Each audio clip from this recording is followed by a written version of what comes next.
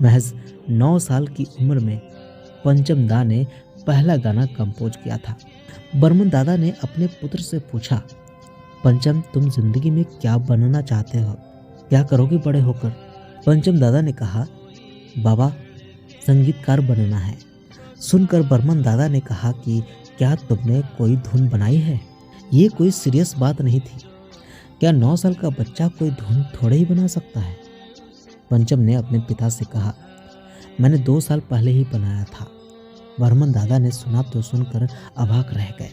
ये गाना था ऐ मेरी टोपी पलट के आ। इस गाने को उनके पिता एस.डी. बर्मन दादा ने फिल्म फंटूस में उपयोग किया था। ये फिल्म 1956 में रिलीज हुई थी।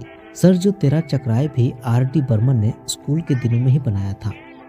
एस.डी. बर्मन ने वो गाना फिल्म प्यासा 1957 में फिल्माया था, पर उसका क्रेडिट आर.डी. बर्मन को नहीं दिया। बाद में पंचम दादा ने बर्मन दादा से अपनी नाराजगी जाहिर किया था कि बाबा आपने मुझे क्रेडिट क्यों नहीं दिया। सबसे पहले गुरुदत्त के असिस्टेंट फिल्मकार निरंजन ने 1959 में फिल्म राज के लिए साइन किया था। उन्होंने 2 गाने रिकॉर्ड भी किए।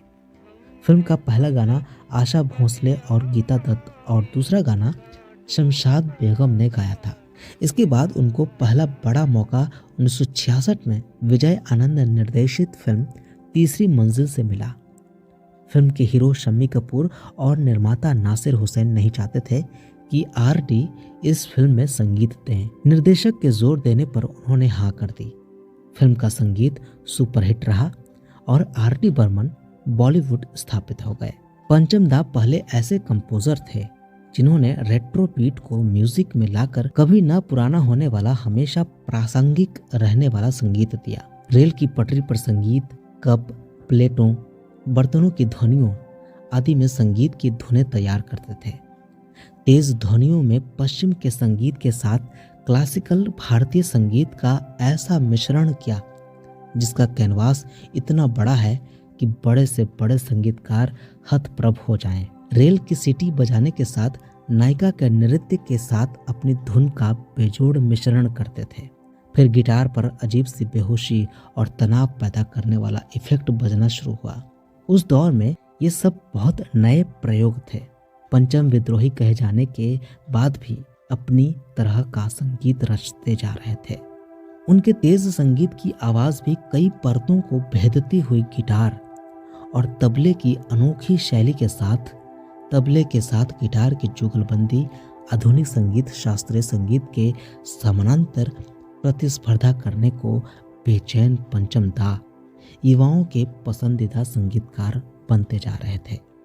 50 साल पहले ऐसी आधुनिक कंपोजिशन का प्रयोग किसी के बस की बात नहीं थी। ओपी नैयर के युग में शास्त्रीय संगीत को परवान चढ़ाने वाली आशा भोसले बदलते युग में पंचम दा के युग में झूमने वाले गीतों को खूब गाते हुए खुद भी अपनी दूसरी पारी में भी परवान चढ़ रही थीं। पूरी तरह से क्लासिकल सिनेमा में शास्त्रीय संगीत को आगे बढ़ाते हुए देवराज दिलीप का युग बदल चुका था। 70 के दशक तक सुपरस्टारों की बाढ़ आ गई थी। शम्मी कपूर और राजेश खन्ना भी देवराज दिलीप की विरासत को आगे ले जाने के लिए बढ़ रहे थे। रफ़ी साहब, मन्ना दा, हेमंत दा, मुकेश जी के बाद किशोर दा पार्श्व गायन में अपना युग शुरू करने वाले थे। इन सभी की सिनेमाई सफलता की कर्णधार पंचम दा को ही माना जाता है। नियति बहुत पहले ही कुछ बातों को लिख देती है। ऐसे लगता है कि नियति बर्मन दादा और उनके पुत्र पंचम दा दोनों को नियति राजघराने से बहुत दूर ले जा रही थी। ये कल्पना की जाए कि अगर सब कुछ उसी तरह से चल रहा होता